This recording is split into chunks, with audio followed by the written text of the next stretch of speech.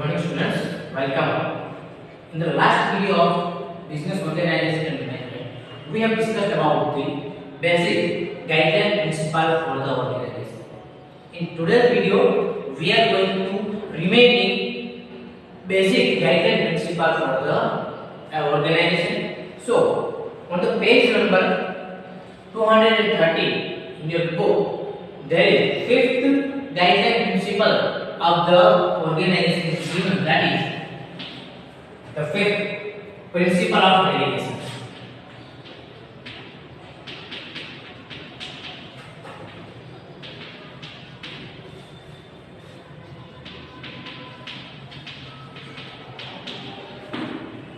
Principle of the delegation. First of all, what is the meaning of the delegation? Delegation means when any authority or when any officer give some of their duties and work to another officer, to the subordinates, that is called the delegation. Here, when the management or an officer is not in a position to personally supervise all the functions entrusted to him, when any officer or when any person is not ready or when he is not able to do any particular task which is entrusted to him by the upper level officer, at that time that officer will delegate some of their duties, some of their tasks to their subordinates. That is called the delegation. જ્યારે કોઈ ઉપરી અધિકારી એમના નીચેના અધિકારીને કોઈ કામ સોંપે તો તે ડેલિગેશન તરીકે ઓળખવામાં આવે છે. Then he hands over certain works to his assistant. When he is not able to do every task by his own, at that time he entrusted some of their works to his subordinates, to his assistant. That is called the delegation of the authority. To specify the responsibility of entrusted work, the concerned officer who has entrusted the work should also empower the subordinate with authority. The higher official hand over certain proportion of their work to their subordinate as well as authority to carry out it work. Here you must keep in your mind, when authority is delegated to the subordinates, at that time simultaneously some of the responsibilities should be delegated to particular person. Say for example, if higher level authorities give some task to subordinates, if any higher level authorities has number of works, say for example he has 5 works, he is not able to carry out these all 5 works in the business organization. At that time this officer have to delegate some of the tasks to their subordinates. Say for example, out of 5 tasks he delegated 2 tasks and 3 tasks remain to this particular person. So he delegated 2 tasks to their subordinates, to their assistant. At that time, here first of all you have to give authority to that person to perform their task. If any person does not have any authority to perform duties, to perform tasks, at that time he cannot work efficiently. So while delegating tasks, he must delegate some of the authority to that particular person, to that particular officer. The next is given principle of absolute responsibility.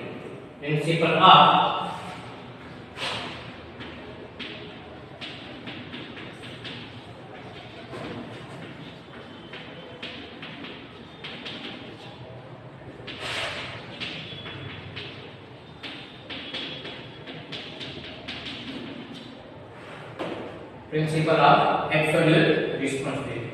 Here we have seen in the above point that the higher officer delegated certain authority to his subordinate and lower officials carry out work entrusted to him by his superior.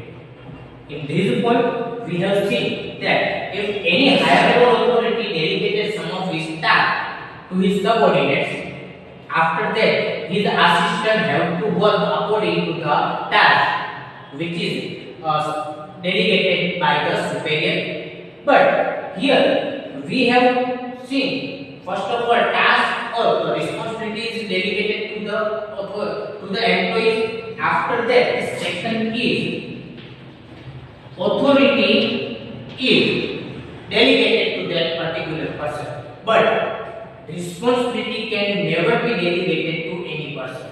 Say for example, this officer will delegate any task or any duty to particular person, or if that task is not done properly, at that time the result or the final outcome is only responsible for a particular person.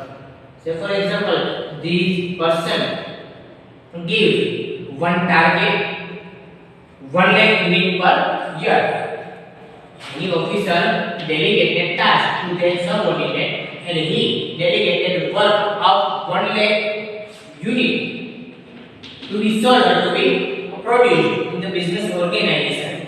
At that time, if this person is not completed that particular task, at that time the responsible person for not completing task is both the person, the officer as well as the officer who delegated the task to particular person. So here you can say that authority can be delegated but responsibility can never be delegated. Here authority can be delegated in the business organization, but responsibility can never be delegated in the organization. Even then, the responsibility of the industrial work lies with the high officers. It means the responsibility of completing any task is only the person who is delegated the authority, who is in the higher position. He himself is responsible for entrusting the work to his subordinates. That means the authority can be delegated but not the responsibility. It means if any person delegated any authority to his subordinates, at that time he is entrusting only task and the authority. He can give some of the authority to his assistant. He can give some of the task, some of the authority to his subordinates. But the higher level officer can never be delegated the responsibility which included in that particular task, which is included in any work. That responsibility can never be delegated or can never be given to anyone else. Here you can take example of police officer authority. If say for example, if any higher level officer device is there, deputy superintendent of police, if the state minister or any person gives some task to DYSP, DYSP entrusted some task and some work and also some authority to their both PSI. Here you know a police sub inspector, PSI authorized some delegated work to their constable according to their efficiency. They will work and the work which is not done by any particular person, at that time he has authority to delegate that work to their subordinates. Here, say for example, any constable are not able to do any particular task. At that time, the final responsibility of that work is only of the device. Device we can never say that this task is delegated to our constable and we are not responsible for that, or we don't know anything about this task. If any task is being incomplete in any business organization, at that time the person, it means the constable, higher level authority, it means PSI, and the ultimate authority, which is device, all the persons are responsible for not completing that particular task. After that, principle of parity of authority and responsibility. The seventh principle is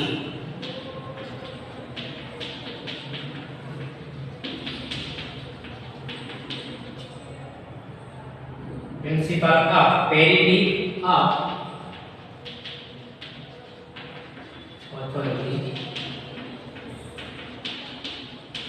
and responsibility. Here,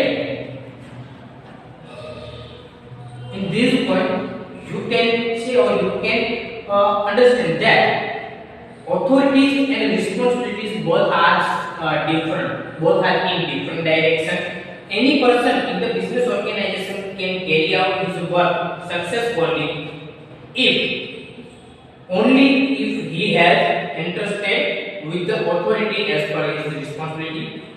There should be balance between the authority and the responsibility. The authority should not be more than the responsibility and vice versa. Here you have given two words. First is authority and second is responsibility. You all are aware about the meaning of authority and meaning of responsibility. What is authority? Authority means power to do any particular task. कोई पण task કરવા માટેનો power to do any particular task, that is called the authority. And the responsibility means the accountability for that particular task. If it is completed, then only any person is responsible or accountable for that work. Or if that work is not completed, at that time also that same person will accountable to not complete that particular task. Here you can take example. Say for example, if any person is given task, say for example in any school, all the teachers given some works. So this is the responsibility to complete the course during the year. That is the responsibility of every teachers, every professors in the school and colleges to complete that particular course. Every teacher and every professor should given some authority, so that particular person or so that particular teachers or professor can work efficiently according to their authority. Here they have given there should be balance between the authority and the responsibility. It means if any persons are given any authority or responsibility, there should be balance between the authority and responsibility. If any persons are given more responsibility and he has less authority in comparison to the responsibility, at that time that particular person will not able to complete their task efficiently and effectively. So he must be given authority in balance between the responsibility.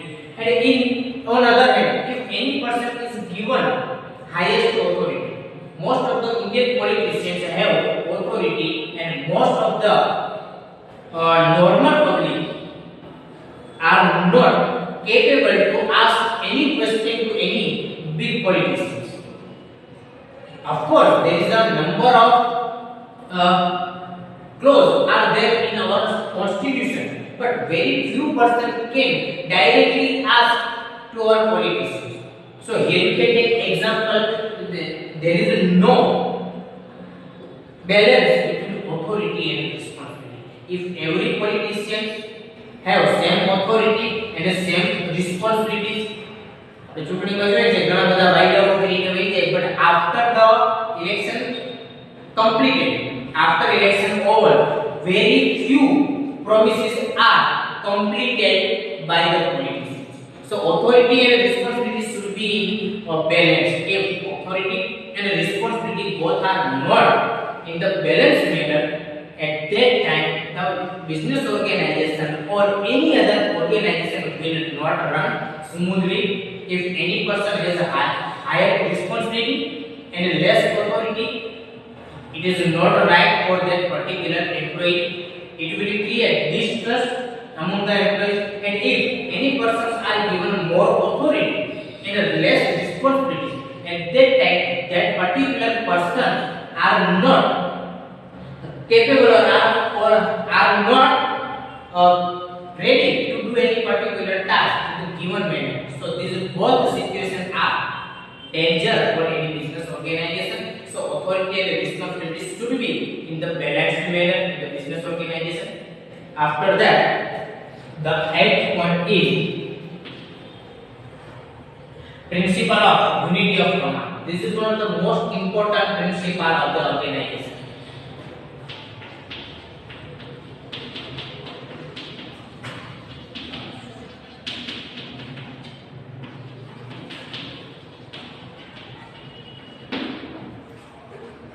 As you all know, what is the unity of command? These all principles are you already see in the 12th standard. 12th ધોરણમાં બધા ભણી ગયા છો. This is only the revision point. Here they have given the principle of unity of command. First of all, what is command? Command means to give instruction to complete any task to their particular person, to the particular employee. That is called the command. Say for example, if any higher level authority given instruction to their subordinates to complete any particular task, that is called the command. So there must be unity in the command. Why? Because if any person will get command from more than one person, at that time their employee will not able to carry out their task properly. On the other hand, if any person or any employees are given less authority, or if he is not given command at all, at that time also he will be free and he will be paid without anyone. So this both situation is not in the favor of any business organization. Every person of the organization should be getting command from only one higher officer as per the work. Different officers give command for different matters in the organization. In that, every officer or every employee should get instruction, should get order, or should get command from only one higher level authority. If any person or any employee will give more than one person or more than one instruction, at that time that particular person will not able to carry out two tasks or more than two tasks simultaneously. So this is not a proper. Every person or every employee should get command from only one person. As per the word, different officers give command for different matters in the organization, and the whatever the level or whatever the effectiveness, efficiency of any person, any officer, according to their efficiency, according to their skill, he must be given some instruction to their subordinates. Every person should given that much task or that type of task which he can carry out properly. If any accounting person given task to complete any mechanical work, it is not proper. If any other person which skill is different and where he work on the different matter, that is not proper. So each and every employee should give command or should take command in the same level. But it should not happen that for a particular matter more than one officer are issuing command. Here is also taken into consideration when there is any requirement of giving command to any subordinate or any group of the person. At that time there is only one officer who can give command to all the person or all the group. If there is any group and that group has two officer or that group has two leader, at that time there could be more complexity happens in your business organization. Say for example, here you can we will continue the same example, which is device P. After that PSI and that constant. Say for example, the device give command to the PSI. So here there is only one higher level authority is on the police sub inspector. Constable take instruction from police sub inspector. This is the proper check. But what if there is SP, which is Superintendent of Police, and DYSP both give instruction to that particular person. DYSP is given instruction for assigning task to PSI.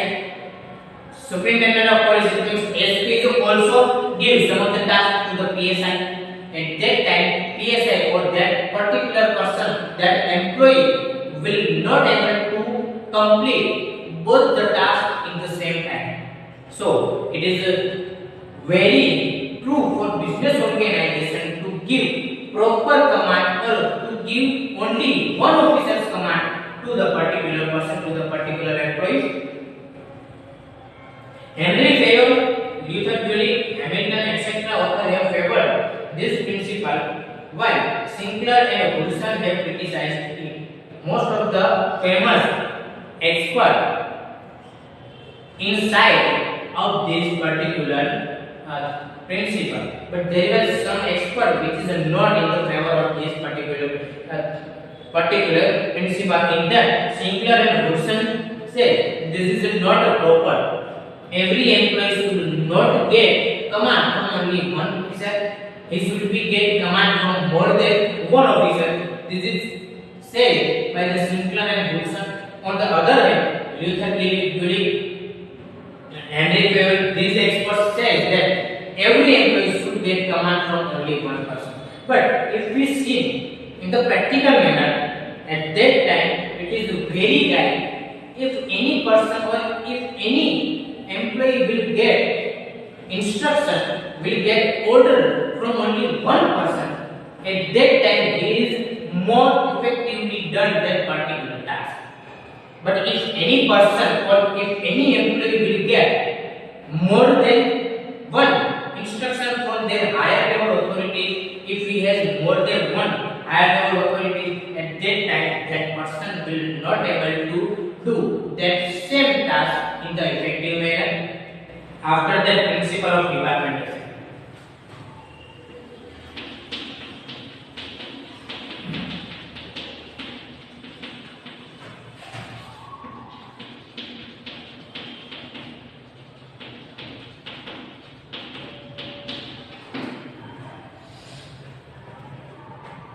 For obtaining efficiency, the functions of organization are required to be distributed to different departments. By doing so, specific allocation of work is done. Departmentation means to make part of a business organization. Say for example, if you are working on any particular task and you are working without any planning, without making part of that particular task, at that time that work will not that much effective in comparison to that when you can make part and after you are doing that particular task. Say for example, in your 12th standard or in your first year of a business of your Bachelor of Commerce, if you are reading by making planning, by making timetable, and if you are reading without any planning, without any timetable, at that time if you are reading or if you are preparing for the examination by doing timetable, at that time you will get more marks, you will get more success by the planning. So here whenever you are making departmentation in your business organization, that departmentation will give you more accurate result in your business organization. Say for example, if there are two companies are available in the market, the company A and company B. Both the companies are working. The A company has some of the departmentation. On the other hand, the other company does not have any departmentation.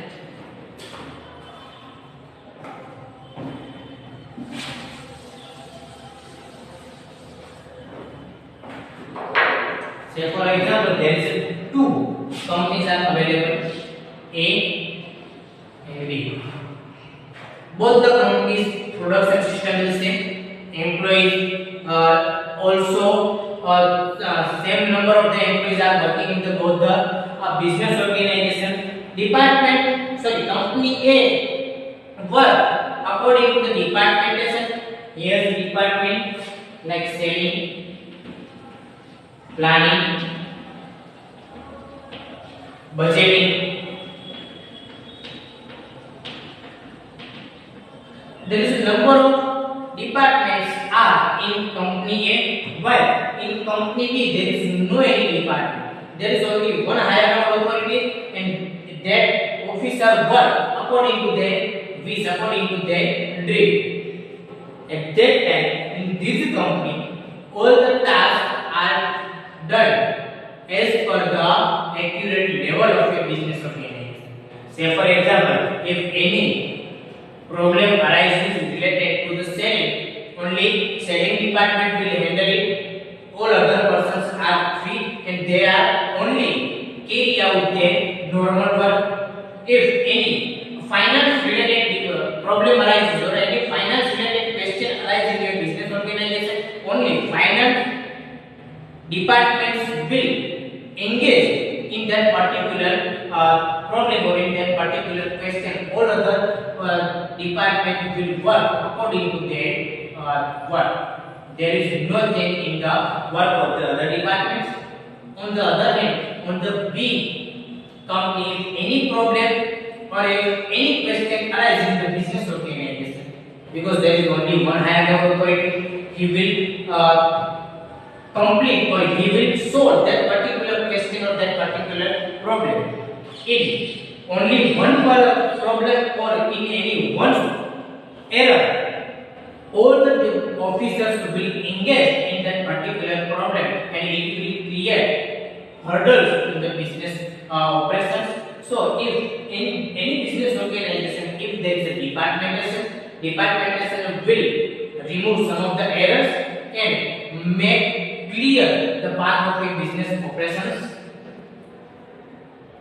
Here, by doing specific allocation of work is done, you can allocate each and every work to the departmentation. Here, the selling work is only entrusted to the selling department. Finance related work will only allocated to the finance department. Budget related work will allocated to that particular department. Employee related work will given to human resource management department. So, if you are making departmentation in your business organization, you also get the benefit of your specialization.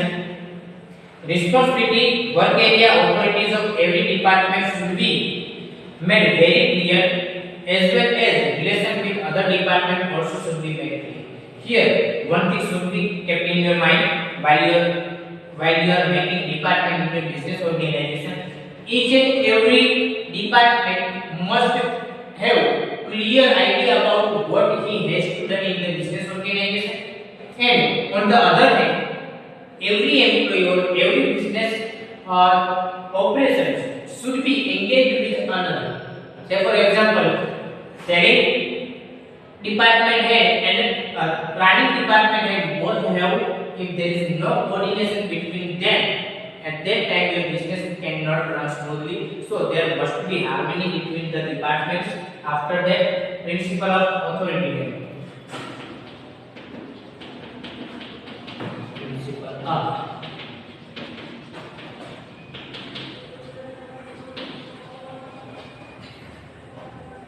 Decisions should be taken at every level of administration as per the authority.